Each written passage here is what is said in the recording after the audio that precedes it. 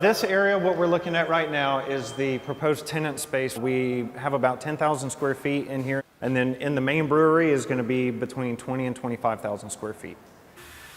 It takes a lot to put a building together. Your general contractor and then your MEPs, mechanical, electrical, plumbing, people who do overhead doors. You've got your storefront and door guys. You've got your framers, you've got your hangers. Refrigerant guys that come in and install freezers and walk-in coolers. Mechanical, you've got your floor guys, painters.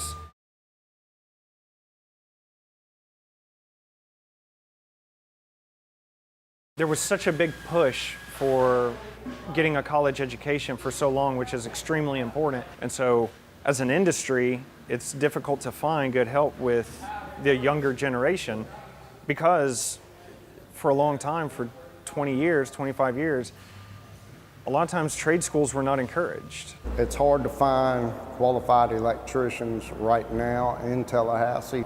All employers really like to look for young guys with a lot of drive and ambition, but also have the basics of the electrical trade, and that's what the trade school will teach you. I started out as a plumber helper. I didn't go to school for it or anything. I learned on the job. Drill holes, dig holes, fetch pipe, just hands-on manual labor. I mean, I did it for about 4 years and I started running a truck. I've been doing it for about 16 years now. What Metro Electric likes to do is bring in some young guys who have the drive and the ambition to learn this trade.